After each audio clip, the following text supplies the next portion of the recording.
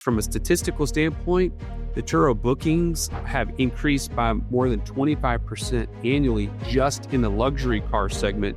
And to be honest, I don't think that's the most profitable type of car on their platform. So just tells you that this is major growing platform. Welcome back to the Wealth Without Wall Street Roundtable. I'm Russ Morgan. I'm your host today, sitting here with Joey, the Italian Stallion, and downtown Ernie Brown. We're going to be covering Turo in 2025 as we go through different strategies that you can use to build income, maybe passive, maybe active. And the question on the table is car rental sharing still profitable? Stallion, coming to you right out of the gate. You've been in the car rental space for a while. Why does this strategy make so much sense today? So, Russ, I like it a lot because mainly it's been passive, but I think there's more to it than just my experience. I think about it in really three categories. One, there's a growing demand on the platform. Two, there's a market imbalance, meaning there's more people that are looking to rent on a platform like Turo than there are cars available. And lastly, I think there's a lot of profitability factors that need to take place. And let me break it down just as a couple of stats that we looked up before the show. Turo itself reports that 39% year-over-year growth in 2024. Like, that's unheard of.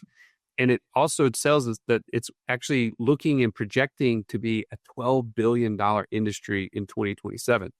That doesn't mean a whole lot to you unless you consider the fact that even in 2024, it was 2.6 billion.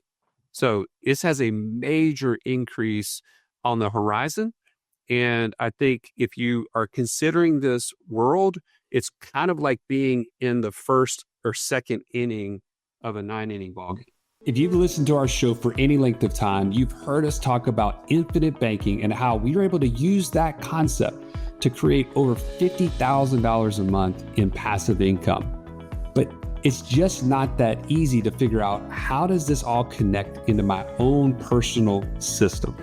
Stallion, that's why we created the passive income operating system, bro. It shows you how to turn active income into passive income. It makes all the steps come together. If you would like to get access to it as a podcast listener, we've never given this away in public before. Go to wealthwithoutwallstreet.com/PIOS. Okay. I mean, basically Turo is like Airbnb for cars, right? Yes. You got to determine the right location. You got to get the right vehicle. All that determines whether or not you're going to have success. I know you've had success. We're going to come back and talk a little bit about that. Ernie, you have not done this up to this point. So I really want you to come at it from the investor's perspective. What, in your opinion, are the biggest reasons someone might hesitate before jumping into the strategy? Yeah, when you're looking from the outside in, at least for me, there's three big things that come to my mind. One is just the work in the business. Two is the cost of maintaining the cars. Three is the depreciation of those vehicles, the big part of your business. So the first being the work in the business this is unlike a rental property where you sign a lease and you have one person in that property paying rent month over month after month. This is a day, a 2-day. This is a high turnover business and requires lots of attention and effort. That's expensive for somebody to run. Number two is the maintenance on the vehicles. My concern in with owning these vehicles would be the cost to maintain them. In fact, one study found that the maintenance on a rental car is up to 30% higher than average maintenance on a personal car. That's a lot higher expense. And then the third, maybe the biggest for me when I look at this, is you're setting yourself up in a business where the vehicle is depreciating in value. And therefore you've got to have income that far exceeds the maintenance costs, the human capital costs for all that, the turnover, and then the depreciation on those vehicles just makes it a tough one. So you have to really look and evaluate the numbers very carefully before you jump in.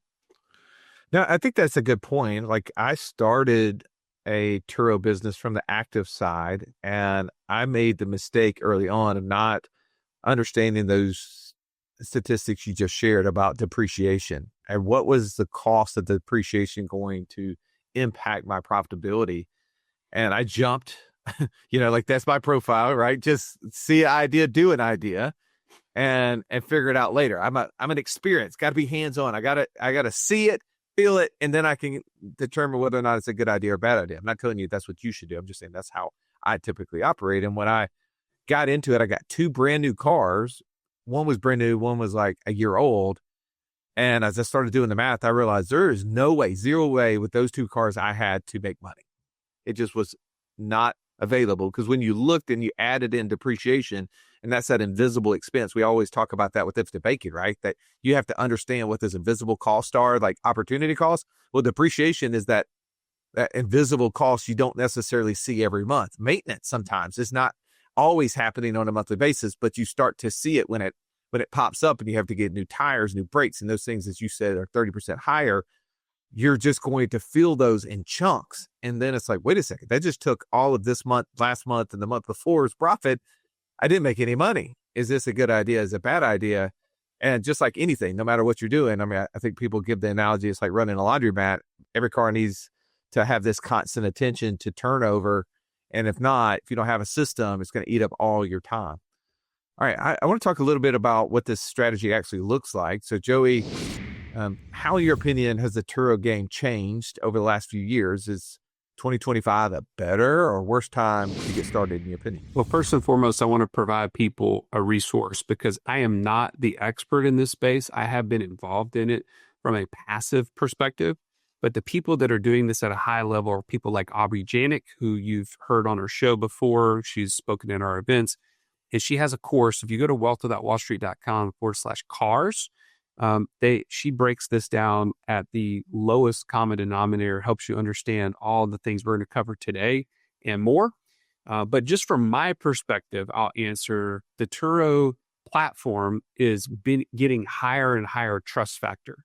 It means more people are starting to adapt to, hey, this is a trustworthy place to go rent a car from rather than go to the big box enterprises, Hertz, budget, whatever it may be.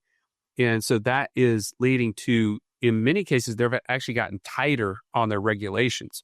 So the cars that they now allow on the platform have to be 12 years old or newer, and they have to be under 130,000 miles to begin with. So if you're considering this and you've got a vehicle, let's say in your driveway that you're not using, if it doesn't fit that criteria, it's not even something that you can put on the platform. And then lastly, I just know with AI and all this sort of thing, there's more data, there's more pricing tools. In fact, as a potential, like let's say you've got a car that you're considering doing this with, you can actually go in and do a dynamic pricing model on Turo's website, which will give you some idea of what that car may be able to produce in terms of income. And so anyways, from a statistical standpoint, the Turo bookings have increased by more than 25% annually just in the luxury car segment.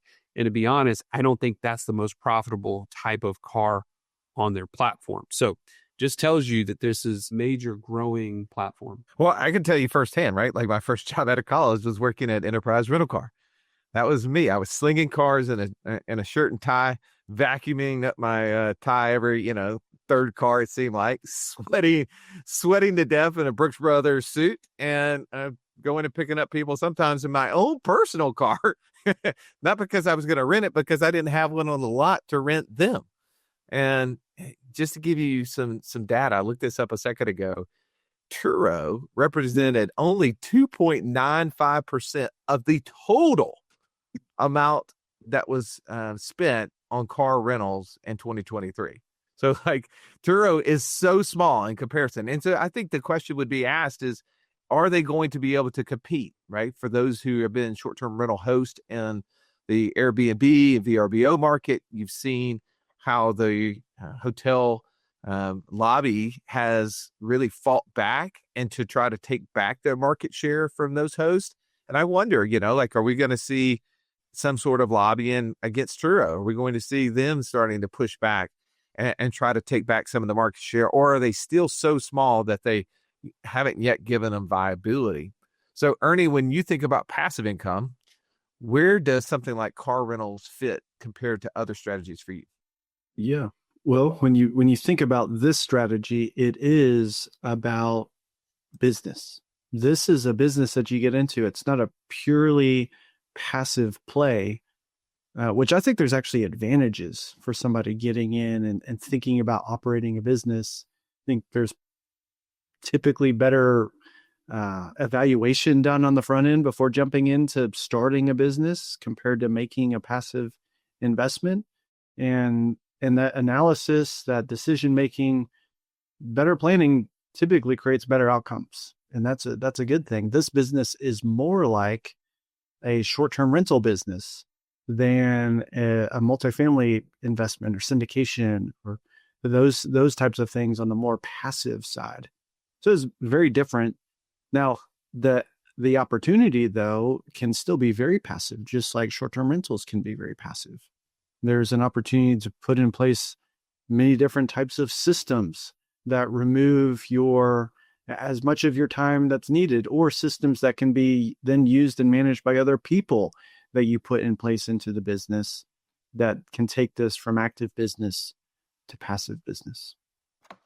Yeah, you've got to have the right people in place. I know this from firsthand. I tried to do the active approach. I felt my daughter at the time was going to be my operator, and my controlling nature needed to go get involved from time to time. I needed to be the one that went up there and looked at the car and checked in the car and realized certain things was done right. Some things were not done right. And unfortunately, I think how you operate in that space, if you're going to be active, you need to understand what's going to drive you. And are you going to have success in that as a result, or is it going to not work because you can't get out of it?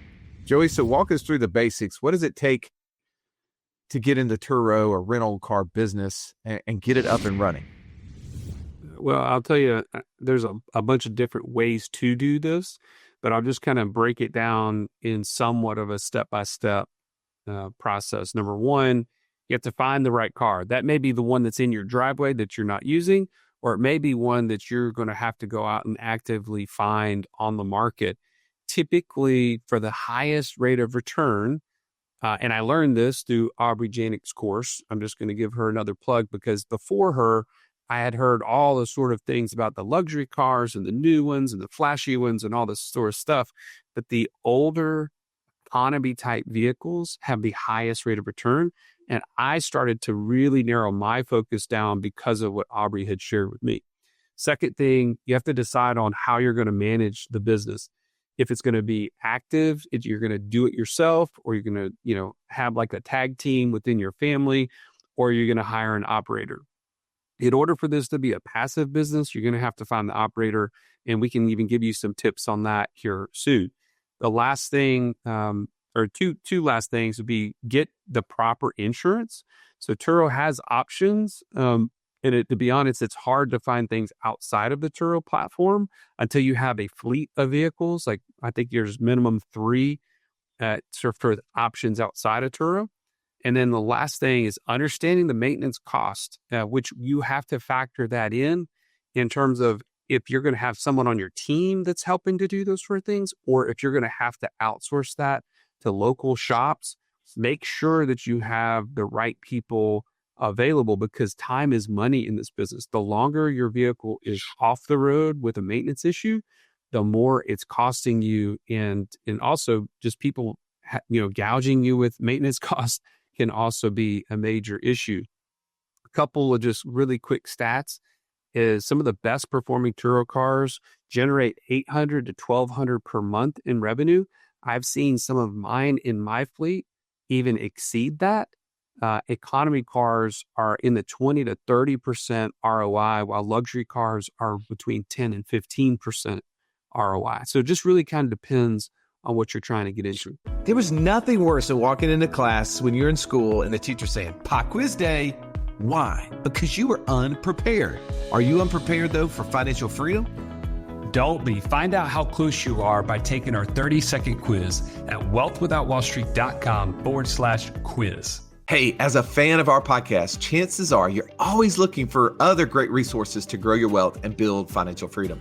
And if you've ever been curious about self-storage investing, there's only one guy you need to listen to, our good friend, Scott Myers. Yeah, Scott is the OG of self-storage. He's been in the game for years, and his podcast, Self-Storage Investing, is packed with insights, strategies, and real-world success stories. Whether you're just getting started or you're looking to scale, Scott's podcast will help you understand why self-storage is one of the most recession-resistant cash-flowing assets out there. Yeah, go check out Self-Storage Investing with Scott Myers. Wherever you listen to podcasts, trust us, you'll be hooked. You say economy and luxury cars. Help me understand, like, the ones that you've used. What does that mean? Like, not all of us spent time in the rental car world like I did. I'll break down the economy, the compact, the mid size, the full size, the premiums. Like I know each car in each class because I did it inside and out for 4 years. But when you say economy, what does that mean? When you say luxury car, what does that mean? Well, I'll tell you this. I'm probably not even the best resource on this because in my brain, an economy car is just a more of a daily driver. It's a mid-size to compact type of vehicle that's going to be that you can acquire, at least in terms of this ROI calculation that was given. You're going to want to acquire it for something less than $10,000 typically, because an economy car in a rating class on Turo is going to typically rent for $40 to $60 per day. And so when you do the math, you back into it, you're going to have to buy that car at such a small price that it will actually return those sort of numbers. From a luxury car, you're going to have something that's going to be more leather. It's going to be higher end finishes. I think in that case, it could be an SUV or a vehicle like a sedan type, vehicle, but it's just going to be in that upper range in terms of what it takes to acquire it. So anyways, that's how I think about it, but you may even have more insights than me having been in the rental proper business before. Yeah. Well, here's the thing I'm hearing you say. When you say economy car, you're saying lower price car, right? And you're saying smaller car that is typically being driven from point A to point B. Like I experienced that in the enterprise world. They were replacement cars. They were not vacation cars. I think luxury cars, I think cars that people typically want to drive to show off, maybe even take them on a trip. We would rent luxury cars like Cadillacs and Lincoln town cars to business professionals who were going on a business meeting, usually out of town. But also you said that this to me before, that your minivan, as we look at the passive income report, your minivan, even though it's older, it wouldn't be a luxury car by any stretch, but it also has been one that has performed pretty well because it's a desirable car. There's not as many minivans on the marketplace as a percentage compared to all the other kind of cars. Is that true? That's right. Yeah. And I think that's a good point too, that Ernie made the point earlier that it's just like the short-term rental business. If you go into any sort of marketplace and you see a ton of, short-term rentals of one sort of property type, that's going to dilute what you can charge for that particular space in your area. But if you go into another place, that certain type of, property may be more rare. And so you can charge a lot more. You have to always be considering the market that you're in to say, hey, this sort of car, like in ours, a minivan is more rare, and people like to rent those to have a reliable vehicle to take their family on longer trips. So it does increase the amount of miles that they put on your vehicle, but it just tells you that you have a sliding scale of what you can charge based on what's available in the market. Well, I want to talk a little bit really quickly. Some people ask, can I get into this with a little amount of money, or do I need a lot of capital to do this? Basically, can it be bootstrapped? And I've watched you do this, and I did this early on as well, is that cars can be financed sometimes up to 100%. The banks are going to obviously limit based upon your debt to income ratio, whether or not you can, have enough cars. So usually your debt to income ratio can't exceed 30 to 40%. So depending on where your lifestyle is, you may be able to go get a handful of cars and be out of pocket zero. I think that's a positive and a negative. The positive is that you don't have to come up with a lot of capital to get in. The negative is you may go get more cars early on than you need. And then now you're footing the bill to pay the monthly payments, because not only do you have the payment on it, you've got the insurance on it, you've got the depreciation, you got the maintenance, all of those things start to add up, and you have to try to keep up with the revenue depending on your rental. Are you able to rent it more than what you are paying? So be cautious, even though you can get into it for a smaller fee, maybe that's not, the best thing.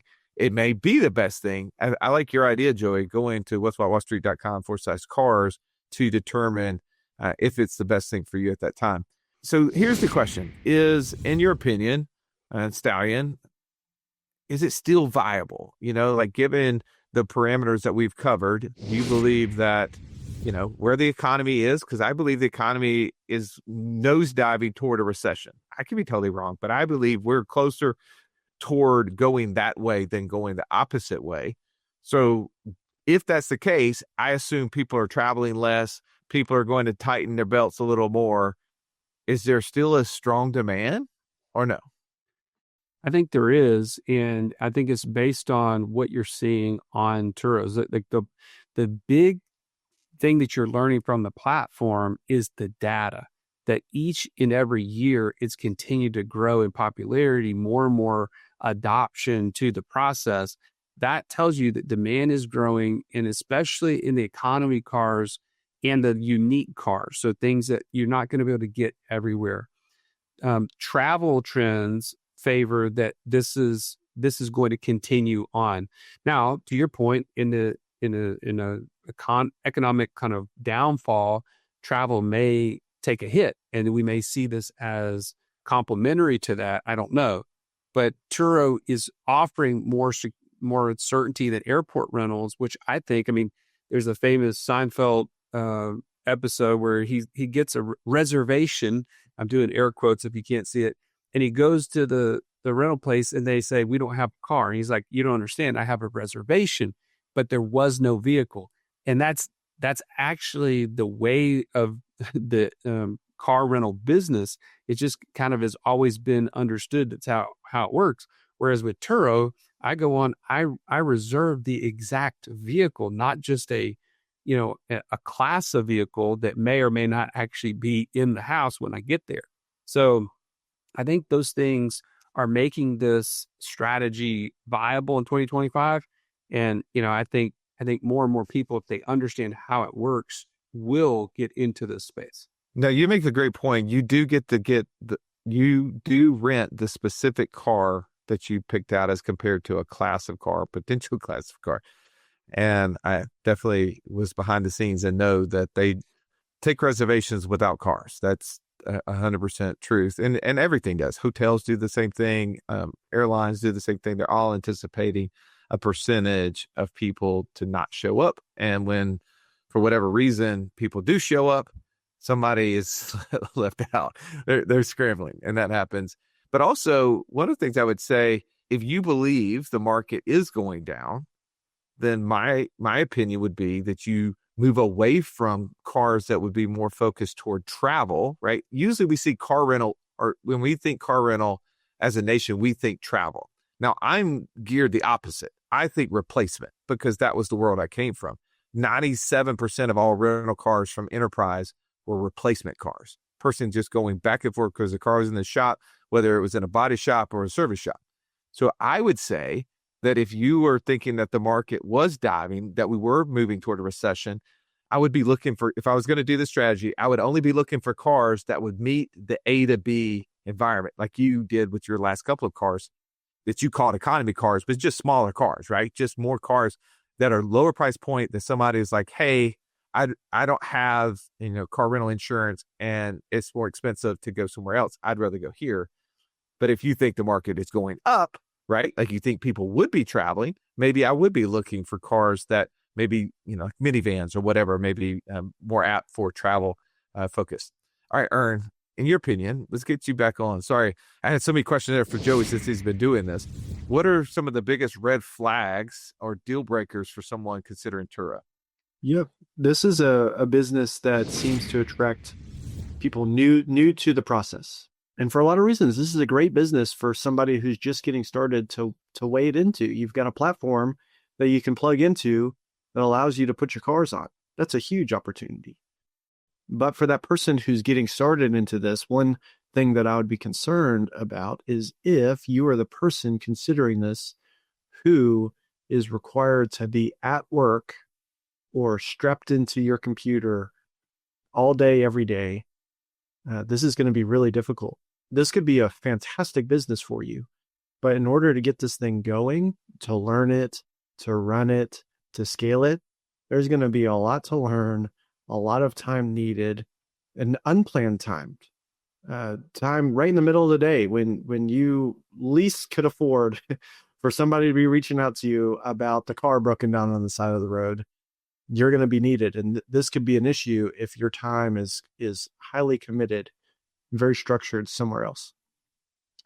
A second concern that I have is the person who loves the model, who potentially loves cars even, but who really has no care in the world for customer service, or for somebody who really wants to do this, who has no experience in customer service.